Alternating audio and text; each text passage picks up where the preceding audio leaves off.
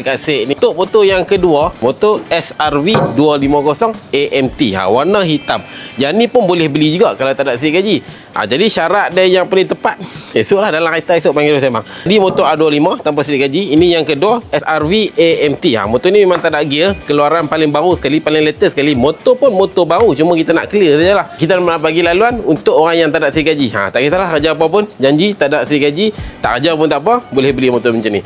Kalau A25 tadi muka RM5,000 kan, yang ni muka RM2,000, bulanan dalam RM390 selama 5 term ke 6 term macam tu lah lebih kurang. Tu motor baru lah, bateri pun tak pasang lagi, plastik semua plastik baru semua dah lagi, bateri pun dah lagi tak pasang lagi. Motor ni tak silap Abang Kiro tahun ni, tahun 2026 punya, under warranty lagi, jangan risau. Jadi Abang Kiro nak ke Taiping pula untuk motor yang ketiga. Tiga model ni lah kita nak bagi laluan kepada orang yang tak ada sikit gaji. Motor yang ketiga besok pula Abang Kiro pergi ke Taiping. Okey, jadi sekarang Abang Kiro dah sampai dekat Taiping. So kita tengok motor yang ketiga boleh dibeli tanpa sikit gaji. Daripada pagi tadi aku keluar awal dah. Ni aku sampai dekat kedai kita dekat Taiping. Tu motor yang ketiga. Ni kedai Taiping. Untuk orang yang tak ada sikit gaji boleh beli lah sebenarnya, tapi tak semua model lah. Ada hari kita akan bagi tahu tu apa yang boleh dibeli. Ada peluang lah, ada peluang ni boleh beli, ini boleh beli. Jadi kena cepat lah, senang kata tu.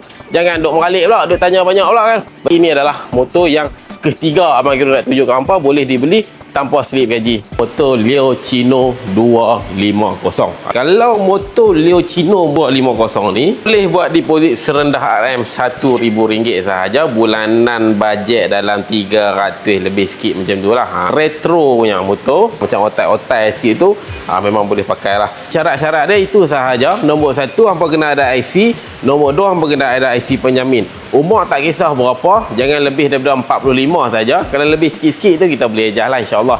Kalau tak ada penjamin, kita boleh ejah lah insya-Allah. Lesen tak ada, kita boleh ejah lah insya-Allah, tak ada masalah. Jadi syarat utama dia sekarang ni dua benda aja. Nombor 1 hang kena ada IC, nombor 2 hang kena ada duit deposit. Itu yang paling penting lah. Yang lain tu kita kira belakang lah nah. Yang tak ada lesen ke, tak ada penjamin ke, umur muda sikit ke, 16 pun boleh lah naik ejah tu, tapi kena main kedai lah. 18 tu boleh lah naik ejah. 21 paling cantik, lebih umur 45 tu lebih sikit, setahun dua tu boleh lah naik ejah pelan-pelan. Alright, jadi itu adalah motor yang kedai nak clearkan dekat hampa. Boleh beli tanpa sedia gaji. Kalau ada yang berminat dengan motor yang Abang Kiro tunjuk tu, boleh isi background tu apa-apa pun, semoga dipermudahkan segala urusan.